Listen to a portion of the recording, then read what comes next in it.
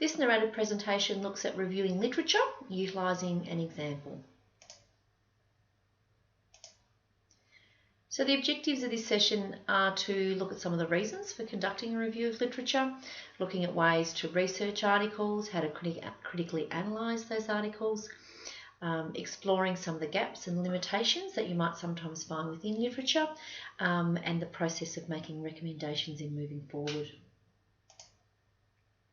So the first place to start is understanding your topic. So what is it really asking, or why are you asking it? So some people undertake a review of the literature to support or refute a particular question or a point of view. Some people might do a review of the literature to help guide the development of a research question. So particularly if you've got a really broad idea, you might want to start by having a look at what's already in the literature, what sort of studies have already occurred, that then help you guide where it is, the direction that you might want to go. So it's really important to understand the scope and the limitations within what it is that you're trying to do. So for the purpose of moving forward here, I'm going to use the example of that our topic, or what it is that we want to know, is looking at what preference do staff have for different types of writing materials. So let's start off with actually selecting our articles. So consider what kind of search engines you might want to use, what your search terms might be, because that will determine what kind of articles you'll have made available to you.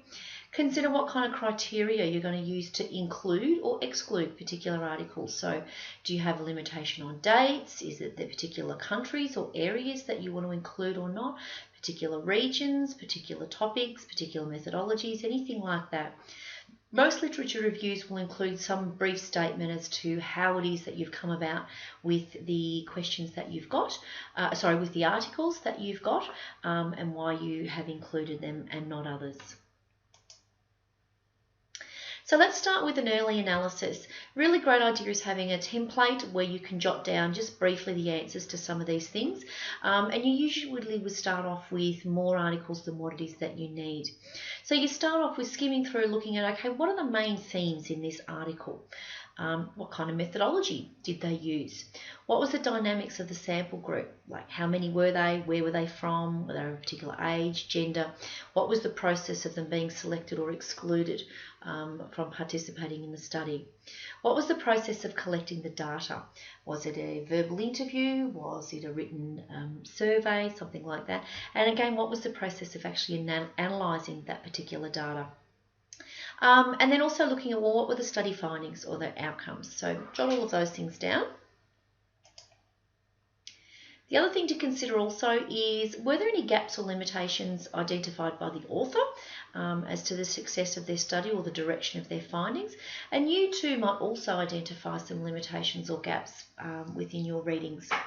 The other thing to consider is also about the recommendations that authors will sometimes make, saying, well, in future it might be about addressing the gap or the limitation that they identified, or it might be about additional support or to make their findings stronger make that recommendation. And again, by all means, you as the reader can also make recommendations when you look through this. The other thing to think about is, how is all this relevant to your topic or your potential question? And these things will help decide whether or not this article may or may not be included in your review. So here's just an example of what it might look like. So here I've got 5 different articles. So I've got Brown, who did a study of nurses in Australia, and their choice was 75% wanted blue pens over black and red. The study by Green was done by was looking at teachers in Australia, where they preferred black pens over blue or red. You've got White, who studied both nurses and teachers, but in New Zealand, and found absolutely no difference between either profession with blue or black, with 45% each as a preference. The study by Blue looked at engineers in New Zealand. They've got 60% using pens, any colour, 30% using text, and 10% preferring crayons. And the last study by Black, looking at secondary school students in Australia, where 40% preferred black pens, 40% blue, 10% preferred texters, and 10% were incomplete. And they used the same methodology as White did. Okay, so that's just a really early analysis where you can jot down what some of those major findings were.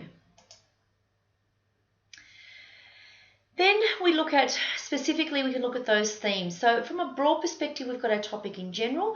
If we're going to look really specific, we look at the actual themes within the topic.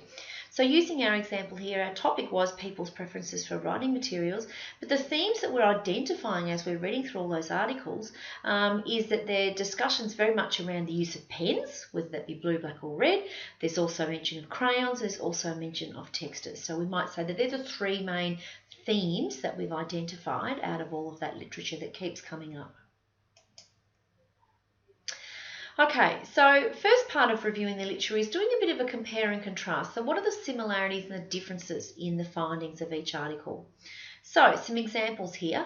A similarity is the studying of nurses. So both Brown and White focus predominantly on nurses, as opposed to Green, Blue and Black studied other professions. So that included teachers, we had secondary students and we had engineers. Which of the studies were conducted in Australia? So we had Brown, Green and Black. Who used the same methodology? Green and Brown did. And in relation to the findings, well, who had a preference for pens over crayons and texters? Well, all of them, every single article. Who had a preference for black over blue? Well, Green did. And who had preference for blue over black or red? It was Brown. Okay, so again, looking at those similarities and differences amongst each of those articles to then progress to the next bit, where we can try and then put that into some sort of paragraph. So here's an example of comparing and contrasting. Brown's study indicated that blue pens were the pen of choice for nurses, with 75% of the study sample indicating it as their preference over black and red pens. In contrast, however, Green undertook a similar study using the same methodology, but using teachers, and found that they preferred black pens over blue or red.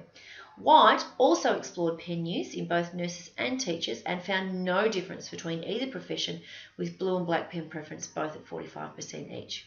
So you can see how I've changed from what was kind of dot points into creating a paragraph that compares and contrasts those three studies. The next part of that is actually having a critical analysis. So what do these similarities and differences actually mean? Just because something is published does not automatically make it true, relevant, or fact.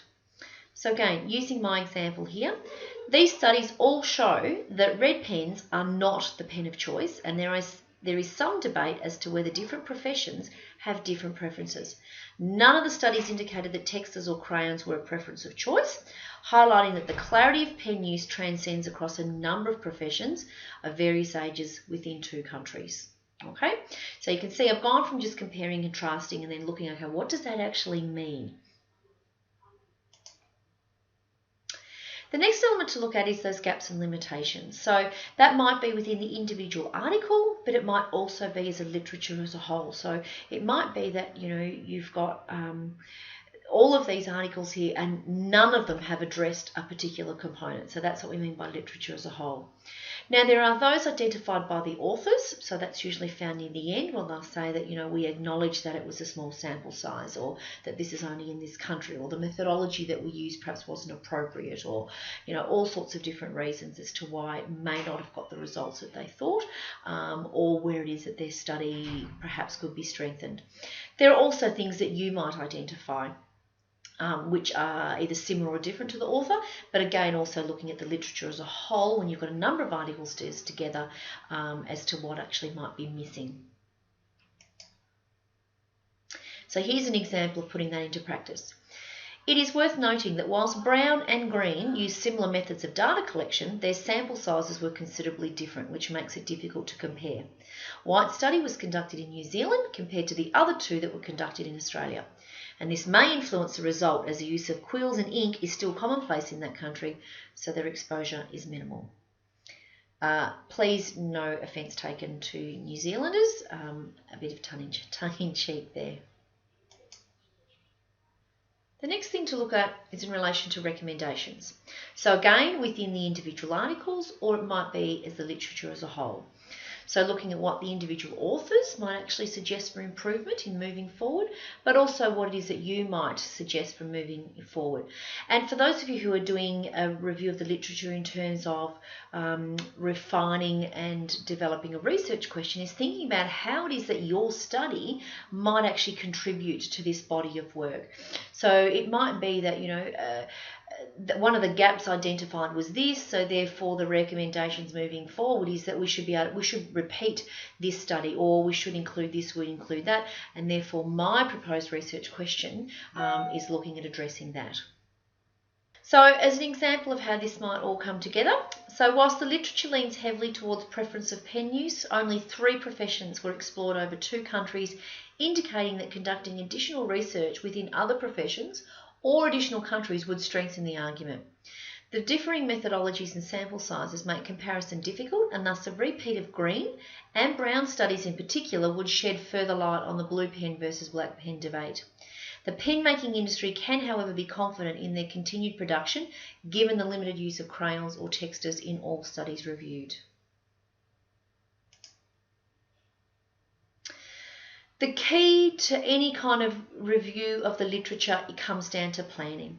So making sure that you start with more articles than what you need, so that you can drill down into looking at what kind of themes you're specifically going to explore, fine-tuning what those similarities and differences might be in between the two, and what do all of these mean to your topic. Looking what gaps can be identified by the author and you, and how does this influence the results in order for you to then be able to make recommendations to either improve the data or guide your particular topic. If you have any questions at all in relation to your task, please make sure that you post them in the general discussion forum within your course, and consult your specific course description for specific details around your task.